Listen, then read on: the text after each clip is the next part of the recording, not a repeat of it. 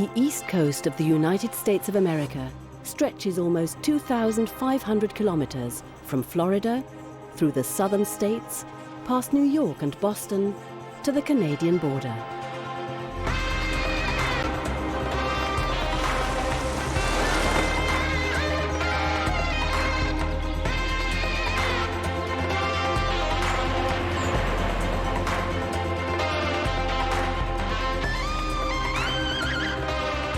In the far northeast of the USA, the coastal landscape is vast and wild. The region is home to people who appreciate the richness of nature and the joys of solitude. The journey heads north from Boston, through New Hampshire and Maine, to the Canadian border. There are more than 3,000 islands here, a paradise, not only for lobsters.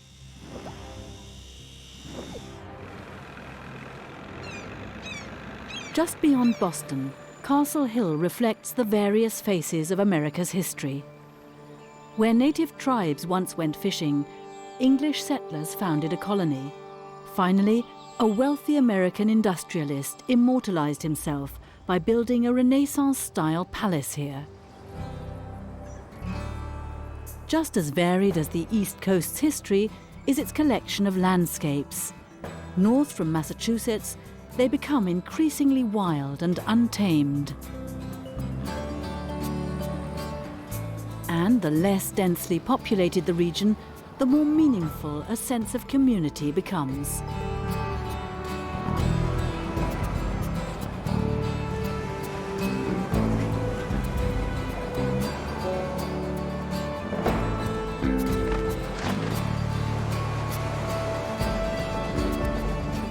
New Hampshire was the first American state to ratify its own constitution.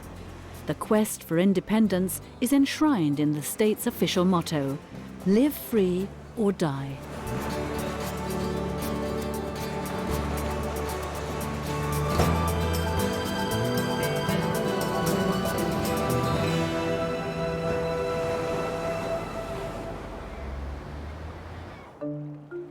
In Rye's protected harbour, Shauna Fraser is familiarising her students with the equipment they'll be using.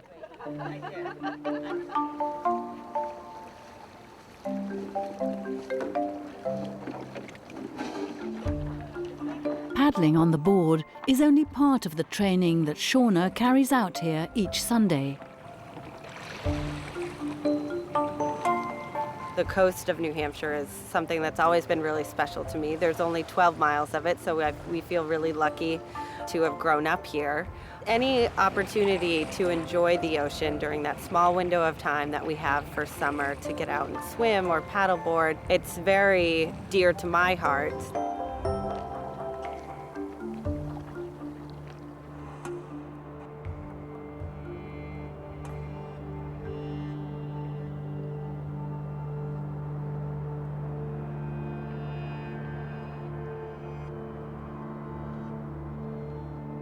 Shauna is the instructor of an entirely new form of physical exercise, Pancha Yoga on a paddleboard.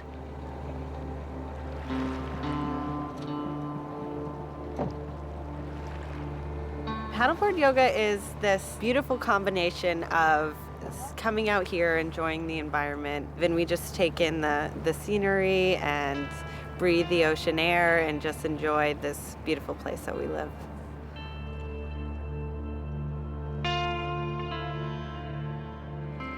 In addition to the scenic location, Pancha Yoga is also highly effective. It's all those minor adjustments that we don't have to make when we're on our yoga mat that we do have to make on the board. So using those smaller twitch muscles to keep you balanced in one place work really well, and so it's quite a difference. But the class, something the participants understand quickly, also aims at achieving an inner balance.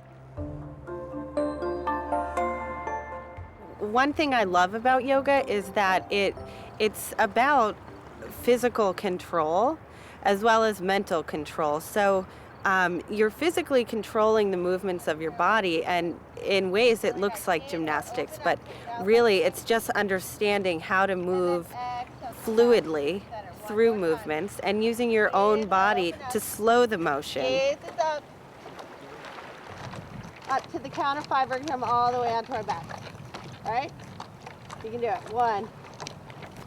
For the first time in my life, I've found something that I will do for the rest of my life, and I will grow doing it, and my practice will grow, and I'll, in the end, be a better person.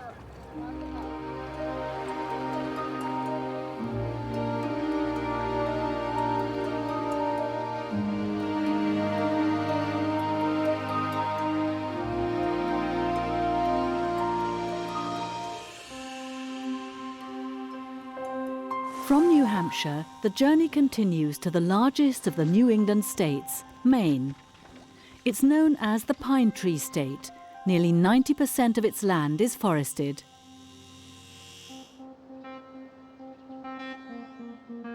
Portsmouth's name is not the only thing that reflects its roots. The historic trading centre was the first capital of the former British colony of New Hampshire.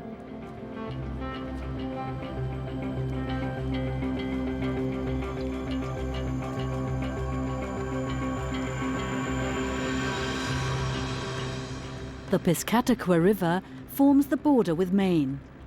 Via the Memorial Bridge, cyclists and pedestrians too can reach the neighbouring state.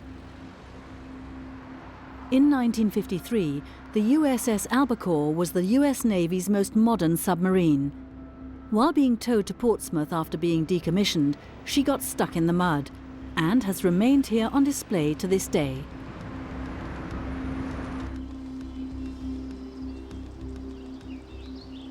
In the coastal town of York, at the southern tip of Maine, a group of friends operate their own business. On an old farm, they make surfboards, entirely from wood.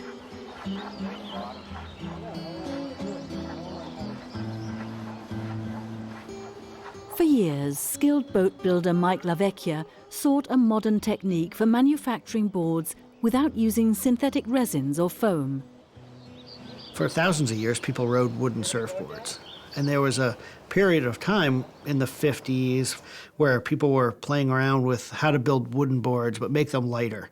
And right when hollow wood boards were taking off, foams and resins and all these kind of modern materials became available. It just didn't make sense to work with wood anymore. So we're trying to build a wooden board that is close to a foam board but is stronger, is going to last a whole lot longer, is more beautiful, and has a lot more to offer. The secret lies in the skillful distribution of hollow spaces inside the board. Mike adapted the methods from traditional boat building.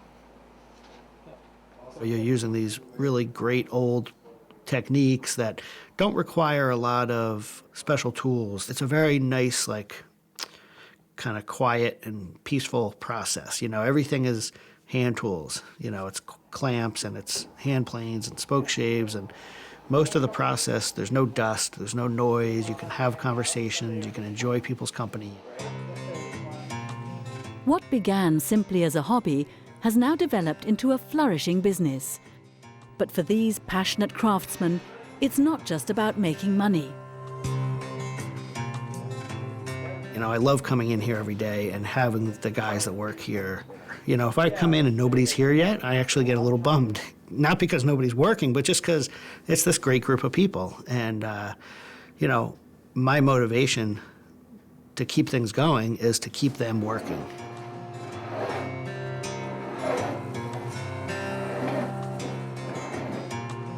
The surfboard designers consider themselves pioneers of a new, environmentally conscious generation of surfers. We really strive to use local material. We use northern white cedar, which is a wood that grows here in the state, and that's hugely important to us.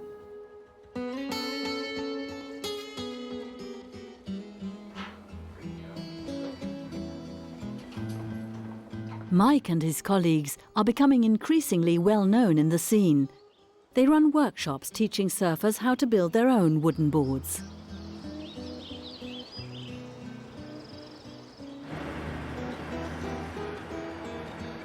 As often as possible, the board builders make the short drive down to the sea. This is our favorite time of the year is the fall. The weather's beautiful, it's cool and crisp, and we generally get great waves in the fall, and there's nobody around. It's all the locals.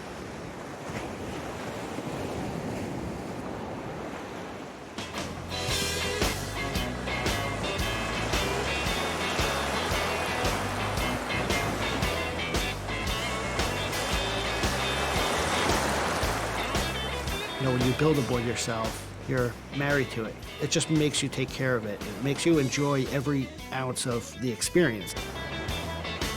Mike has managed to make his hobby the focal point of his life.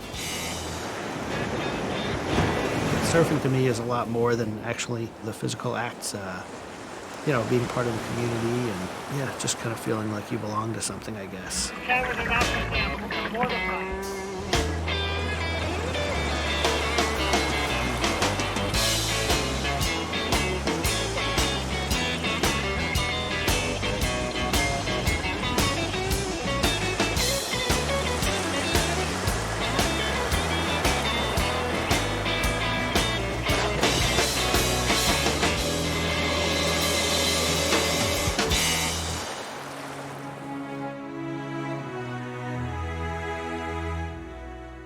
Just a few kilometers up from Mike's surfing ground begins a stretch of coast that's popular with affluent summertime visitors.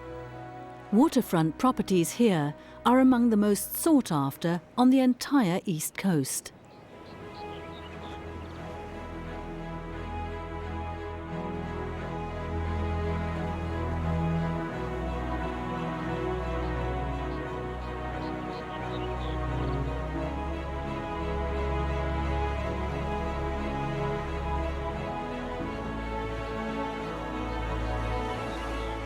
The old Orchard Beach Pier has lured tourists with a variety of entertainment options since 1898.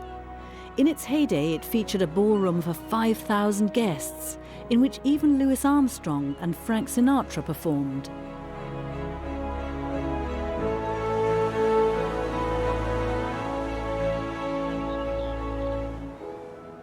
The Portland headlight was personally commissioned by George Washington. At the time, it was illuminated using whale oil. The metal halide lamp used today is visible up to a range of 44 kilometers at night.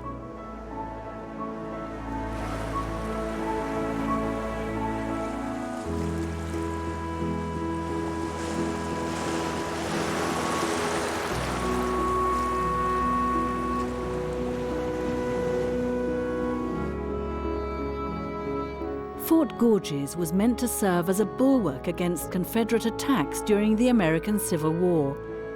But the development of more modern explosives made the fort obsolete even before its construction was completed.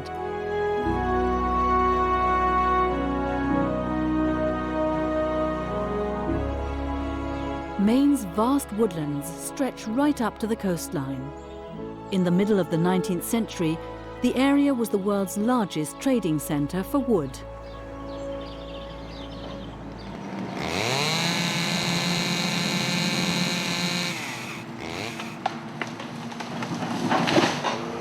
Even today, more than 90,000 people are employed in Maine's timber industry.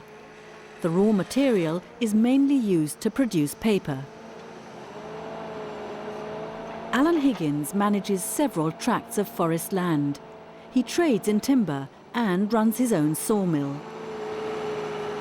The work that we do in the woods, it's tough, there's no doubt about it. If I'm not working on the job site, I'm working on some piece of equipment or something to keep it running. But, I like hard work. I don't have any trouble sleeping at night. Don't have to go to the gym. Get my exercise during the day. So, yeah. I like what I do. Almost all of Maine's woodland is privately owned. It's state monitored to ensure sustainable resource management. I like the woods in Maine. I mean, Maine is the most heavily forested state in the United States, so it makes it kind of special in that if you practice good forest management, you don't really have to plant any trees. I mean, it regenerates itself. This truck dates back to 1985, and Alan has repaired it himself countless times. Being self-sufficient is something he learned from his parents. We had all old tractors and Model A trucks and cars and things, and I learned how to work on those before I worked on anything modern. So I'm not crazy about the new stuff. I don't get fits where I have to have a shiny new pickup. I'm good with the old ones, you know. It's much simpler to work on, simpler to keep going.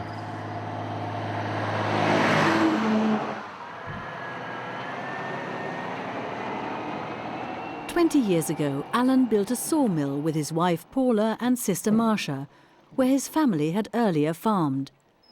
Builders from around the region come to get their lumber cut at the Higgins facility.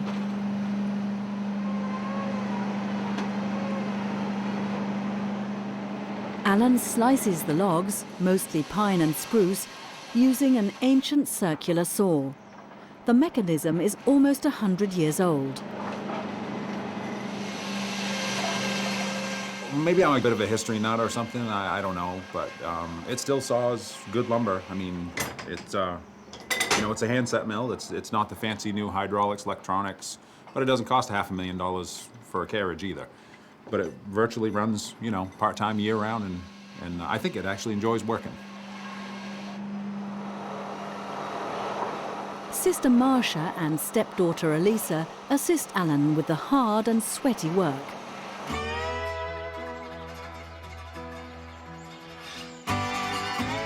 When not operating the saw, Alan relaxes in the yard and tinkers with old sports cars. My mother wanted me to be a doctor, I think. I turned out to be a doctor of machinery instead. Take 2 trucks and make one and, you know, put it right back into service. And I guess I got the mechanical gene. And the machine doctor has another obsession that's completely unrelated to wood and cars.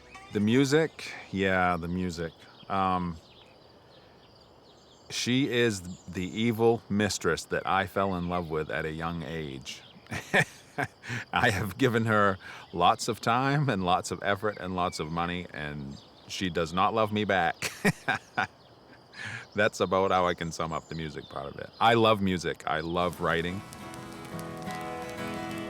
I got a good life in my own home. I got someone here that makes me feel home.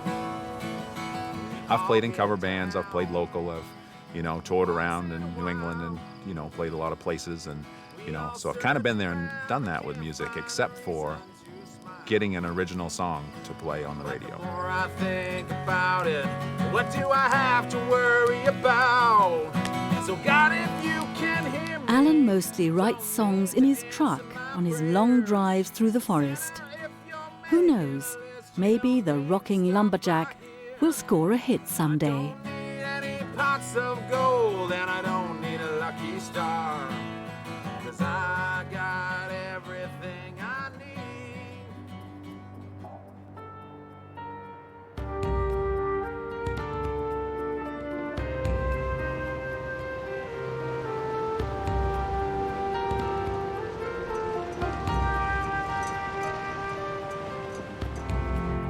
Maine's coast is shaped by thousands of small creeks, rivers and bays that often extend far inland.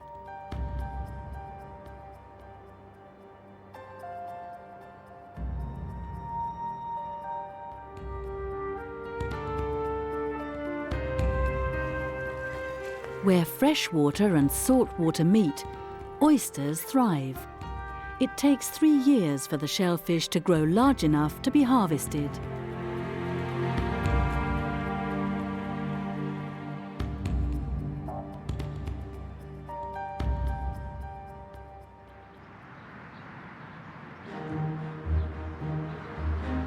Onwards down Route 1. The highway stretches almost 4,000 kilometers from Key West in Florida to the Canadian border. Until the construction of the wide interstate freeways, Route 1 was the main thoroughfare for travel up and down the East Coast. Moody's Diner opened in the 1930s as a takeout stand. Judy Beck has worked here for almost 40 years. Americans have coined the term family restaurant for establishments like Moody's.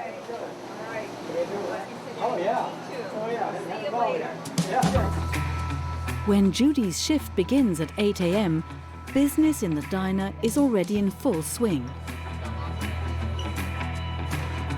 Patience is required to grab one of the 100 seating places, but at Moody's, time runs at a different pace anyway.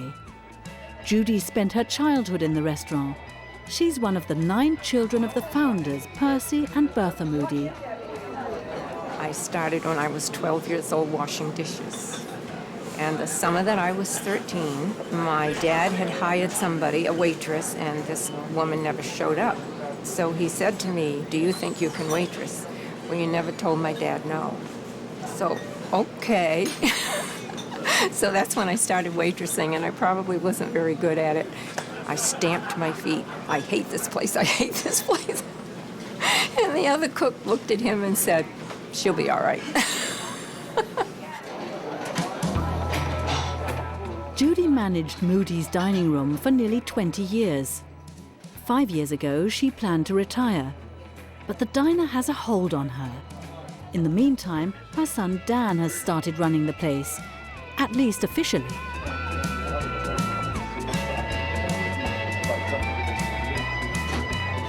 In sparsely populated Maine, Moody's is an institution. Food is good. So Pies are good. pies are excellent. So, no. And you always meet somebody you don't see somewhere else. We all know who they are, and we have our regulars that just come in every day. And it's just nice to see them. And then when something happens to somebody, we are really sad. Many times we'll, if there's been a death, we'll get a card and everybody will sign it and send it to them. And so it is like a family.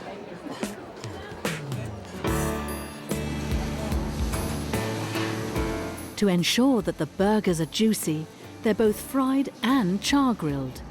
Some locals drive more than 100 kilometers to enjoy specialities like their freshly roasted hot turkey sandwich or half-pound Black Angus burger.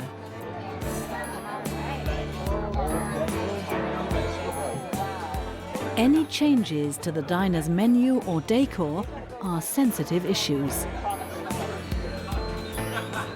We have remodeled about 17 times and adding a little here and a little there.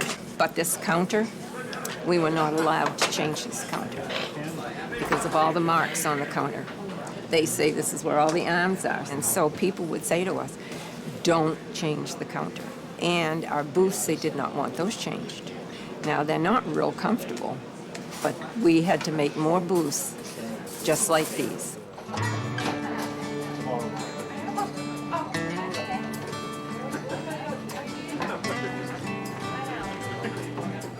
For dessert at Moody's, there's really only one option: pie. During the summer months, they dish up more than 12 different kinds of pie every day. Many of the recipes have been handed down from Judy's mother, just as it should be in such a family establishment. So much of my life is in this restaurant. It's a great heritage our parents left us. Mom and Dad were very hard workers, and all 9 of us grew up to be hard workers. This place just means a lot to me. Our little saying is, Moody's is a place where old friends meet. And we see that happening all the time.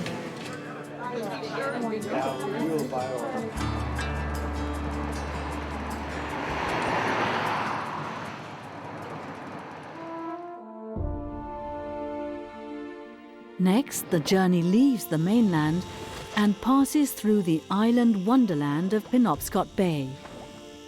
Maine's most famous inhabitant, the lobster, thrives here in greater numbers than elsewhere in the US.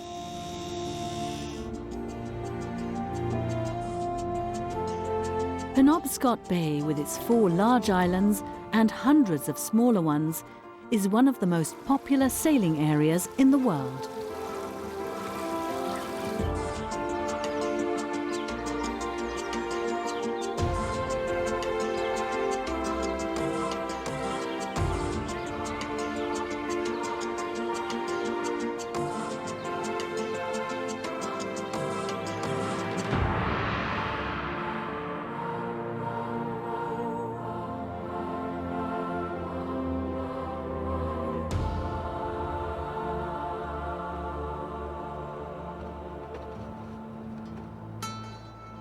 6:30 in the morning at Knox County Airport. Tomas Sauls is loading the day's mail into his Cessna 207. Although just 24 years old, the commercial pilot is no novice in the business. I started flying when I was 18. My father is a pilot, grandfather was a pilot. Flying's always been something that I knew I wanted to do, you know, playing with toys as I was younger.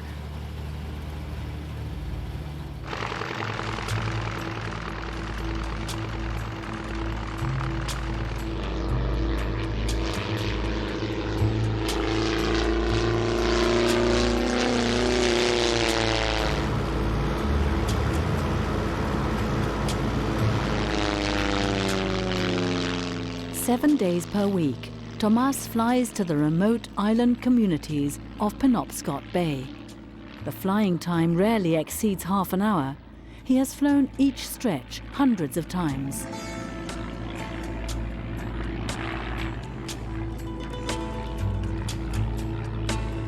This area in particular of the state is incredibly pretty. We're right on the coast.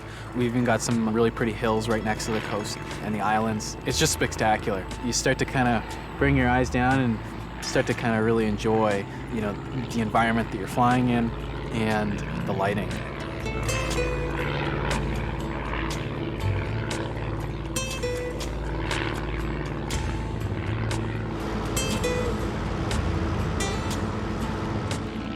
The day's first touchdown is in Vinyl Haven, where there is only a dirt landing strip in the forest.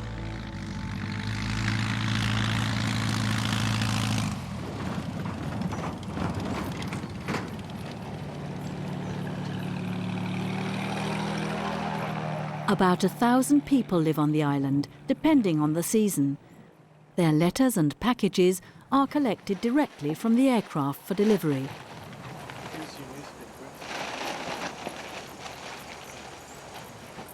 This is a unique service on the East Coast specifically. Outside of Alaska, you're going to be hard-pressed to find a place where you're flying such small aircraft economically to different communities.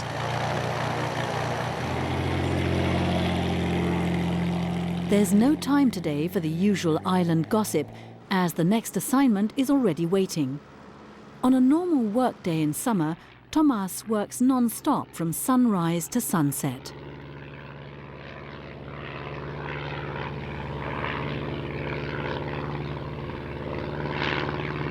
We're able to operate like a taxi. We fly dogs, we fly, building supplies, we'll fly chainsaws. We got working class people going back and forth. Whatever needs to get out there to do the job, we're able to fly.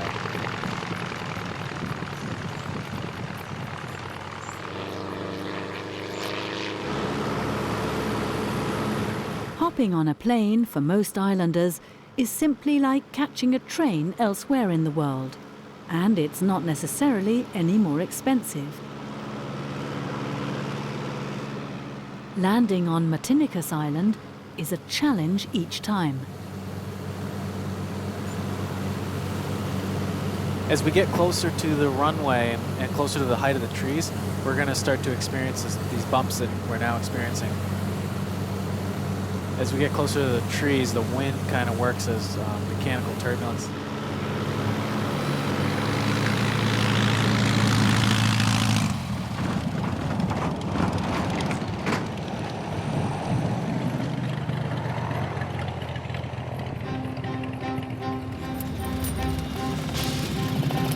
Nice job.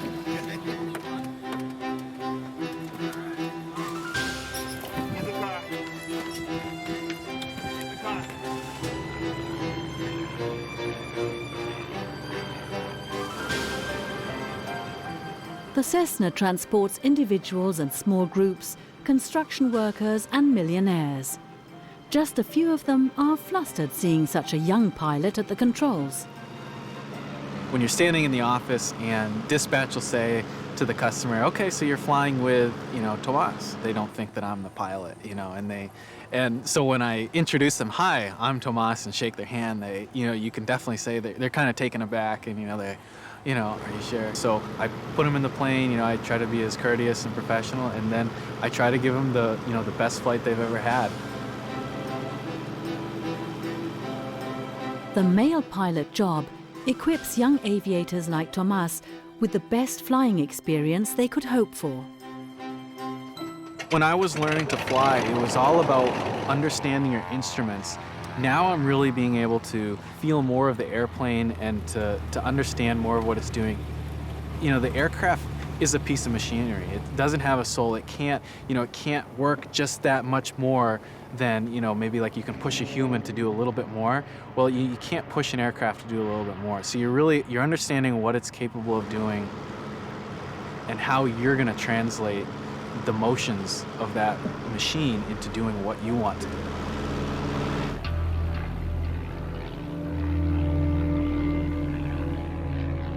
Here in Penobscot Bay, Tomas has not only perfected his flying skills, he's also learned to take on responsibility. One of the things that I gotta constantly remind myself, it's not just my life that I have up there, I have other people. Aviation is inherently dangerous. You're up in the sky, you're defying gravity. The other part of it is knowing your limitations and being able to say no, and to recognize, where, when fear starts to get into it and rationality, and you gotta, balance those and say, you know what, this isn't safe, not gonna do it.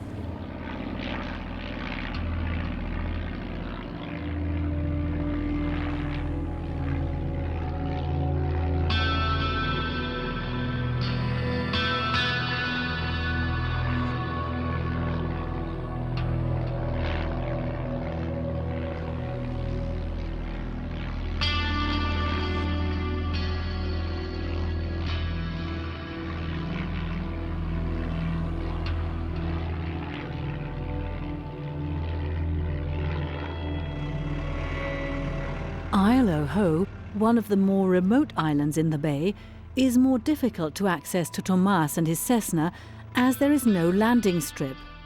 Local residents have to rely on the mailboat instead that stops by each day.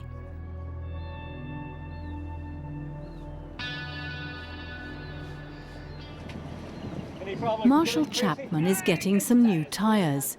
He urgently needs them for his Ford Model A truck, which he brought to the island a few years ago.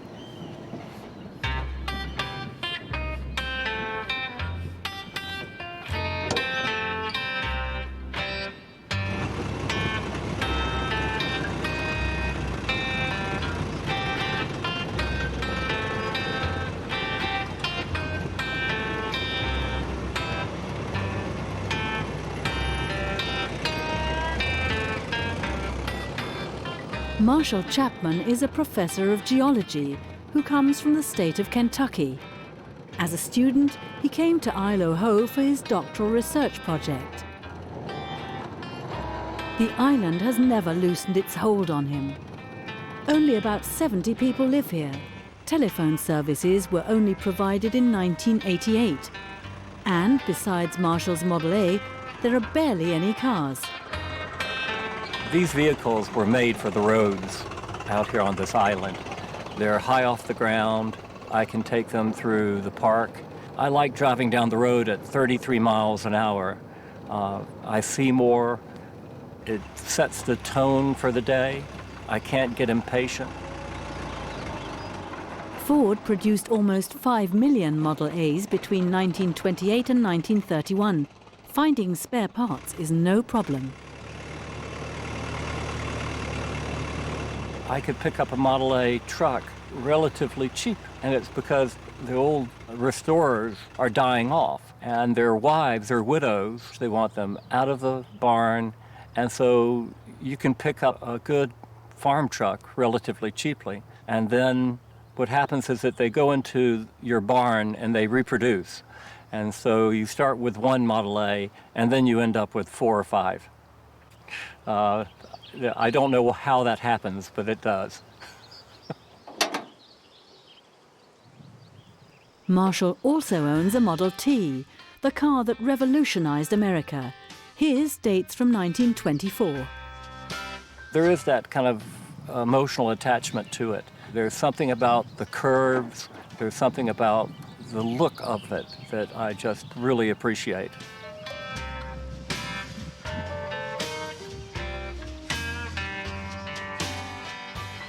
you get to know that car quite well. And sometimes it just doesn't want to go that day. And you just have to let it go and just decide, okay, it's your day off. I'll try another.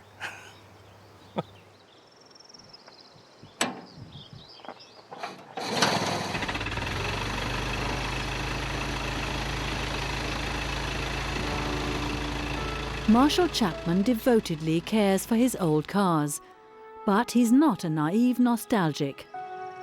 In one respect, I appreciate the modern conveniences, but I had a girlfriend once who looked at me and made the comment that she didn't believe that I belonged in this century. And I had to think and say, yeah, I probably should have been born 100 years earlier. This time right now confuses me.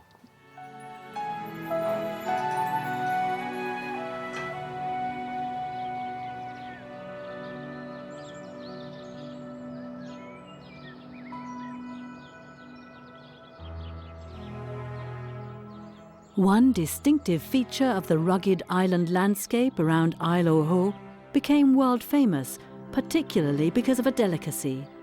The rocky seabed and moderate water temperature provide an ideal habitat for lobsters. The fishing village of Stonington is essentially the lobster capital of Maine.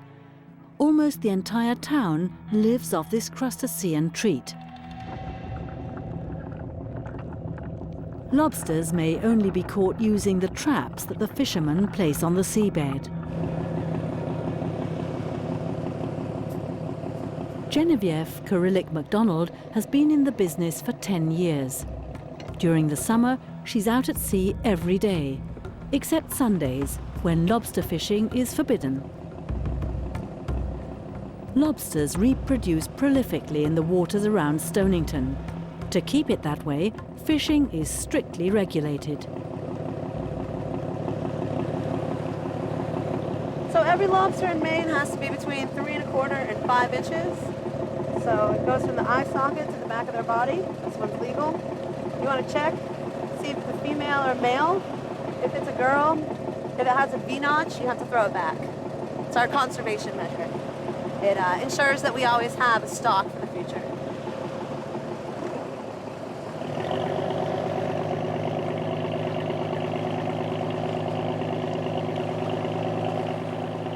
There are further regulations applicable even after the lobsters have been caught. They must be kept alive until it's time to prepare them in the kitchen. A lobster spends 99% of its life wild and free. And then we catch them, we handle them really carefully, we band them so they can't hurt each other, we keep them in cold circulating water so they're comfortable, and eventually they do get cooked. But, you know, compared to the other protein or the other meats that you might eat, they have a pretty good life.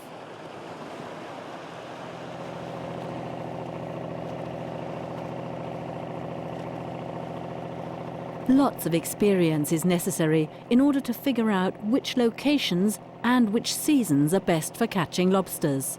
Genevieve uses about 400 traps simultaneously. 800 is the upper limit allowed. Lobstering is a male-dominated industry. The appropriate work gear is not even produced in women's sizes.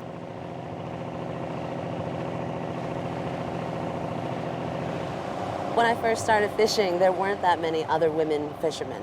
But through the years, you've seen more people start to take their daughters, their wives, their girlfriends. And I think women have just gotten more interested in the water. I mean, we're not quite as male-dominated society as we once were. And so by result, now there's a lot more women captains. I think the lobsters like women better.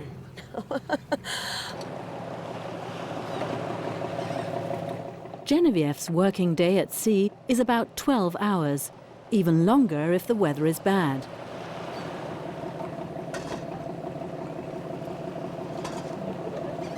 Competition is fierce, and the lobster's location changes are unpredictable.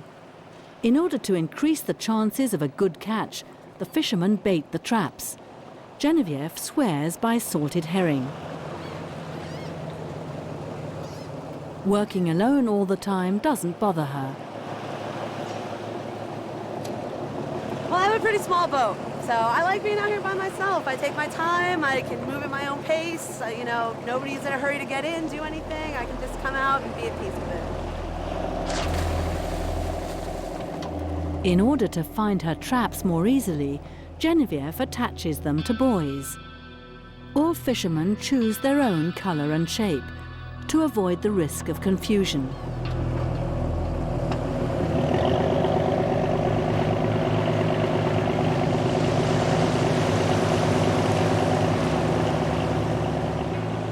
Despite increasing stocks, many lobstermen are giving up the profession. The reason is a drop in prices. A kilogram of lobster fetches less than $3 in Stonington. The fact that the lobsters are reproducing so well could turn out to be a problem for the industry. It's a really satisfying job, and I think it gets in your blood, and that's it, you're hooked. There's no way about it. I don't know many people that have gone into fishing that have ever gotten out. I'm also a college student. I go to the University of Maine, and I'm pursuing a degree in marine studies. And so if lobstering does collapse, that's my backup plan.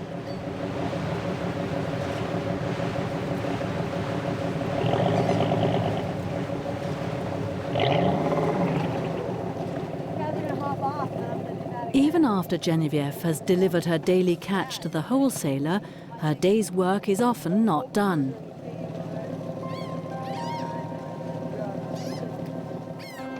As an active member of the Maine Lobstermen's Association, she works to sustain both the traditional industry and the natural resource.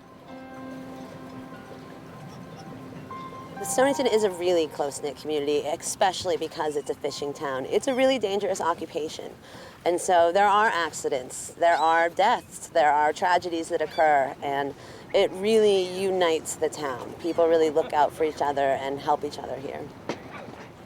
Stonington's lobstermen will again be able to obtain better prices once the demand for lobsters increases. Still, Genevieve doesn't regret her choice of career. I could spend all day, all summer working outside on the ocean. I mean, it's hard, but I'm strong and I enjoy it a lot. I would like to lobster for the rest of my life.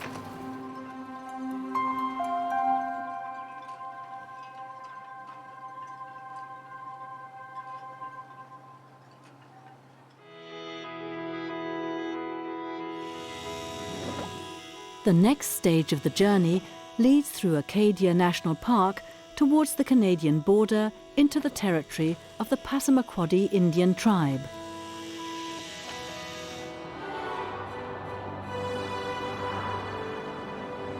The Penobscot Narrows Bridge is one of the most modern cable-stayed bridges in the world. From the observatory, visitors have excellent views of the nearby fort, the first in Maine to be constructed from granite instead of wood.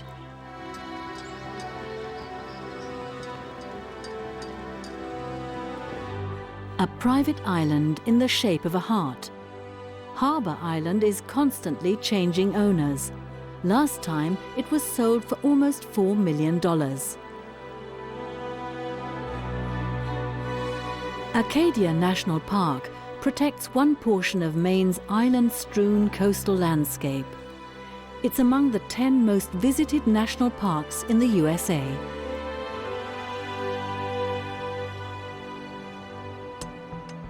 Despite a huge native fish population, there is also aquaculture along Maine's shoreline.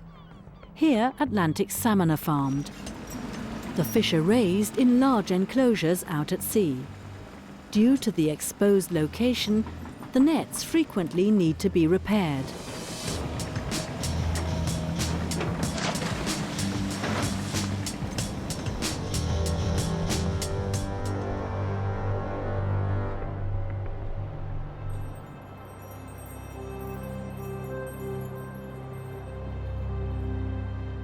At the easternmost point of the United States, ships must often deal with a perilous fog that can develop within minutes. The Lubeck Channel Lighthouse is an important point of orientation. It lies just 150 meters from Canadian territory. The region is home to the Passamaquoddy Indian tribe. About 2,500 members remain. David Moses Bridges has revived one of his tribe's ancient crafts. I became a canoe maker because I've been fascinated with them my whole life. My great-grandfather was the last of the old-time canoe makers. It was a 3,500-year-old tradition that was about to become extinct.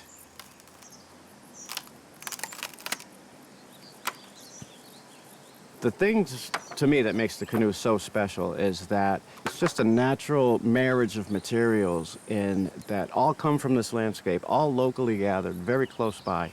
And all of the materials are hand-worked. There's no specialized tools required. This is my most modern tool, I guess, in my process of canoe building. This is it.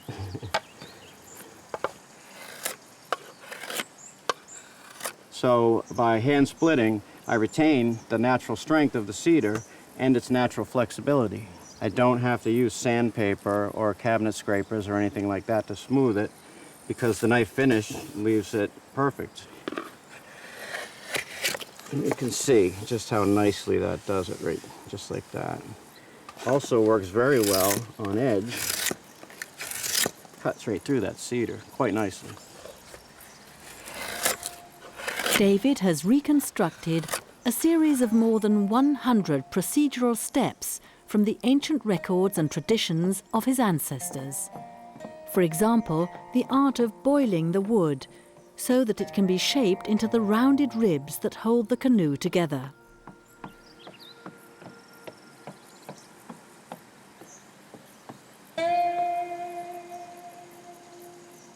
In order for the vessel to be seaworthy, sensitive areas on the external birch bark hull must be waterproofed. For this, David uses self-gathered pine sap as well as lard. Traditionally, bear fat was used, but in this case, any type of animal fat will do. But bear fat's harder to come by these days. So I just add that, and that just gives us a little bit of insurance so that the water won't come through. And this is a routine part of the maintenance here.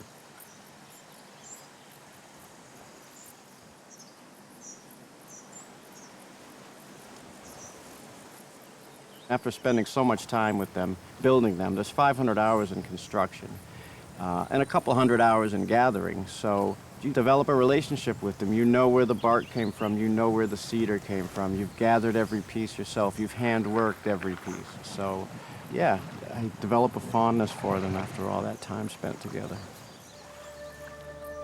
David mostly sells his canoes to museums that want to show how the Passamaquoddy lived and worked thousands of years ago.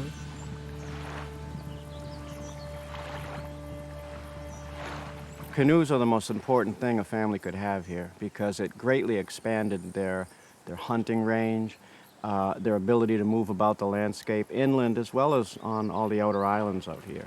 It's a very sturdy boat for an ocean environment and strong enough to get 30 miles offshore. The canoe has shaped the lives of the Passamaquoddy tribe. Thanks to David, this aspect of their history has been preserved. I travel to Canada, I cross the bay here over to the Canadian side. I have family over in St. Andrews. It's about 7 miles away. So I pick the tide, I make sure the wind's behind me and I don't try to fight it, and I go with the flow. The U.S.-Canadian border doesn't mean anything to me. It's an invisible line that somebody created, and it might matter to a lot of people, but this is all Wabanaki territory, all of this. This is Kadaukmiuk, this is the earth, this is our land, and that's all I need to know. So I travel over there. I don't take any papers with me. I don't need any papers, I ask the Creator's permission. I ask my mom's permission, that's all.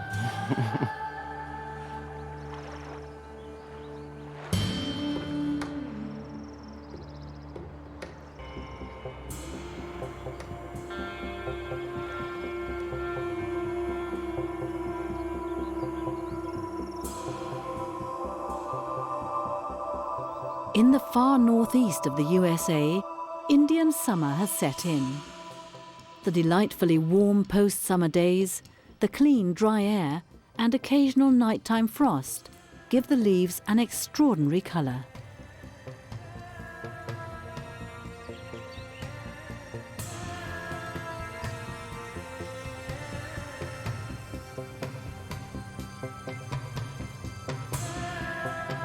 It's in that brief period before the onset of winter, more than at any other time, that the enchantment of America's East Coast is fully revealed.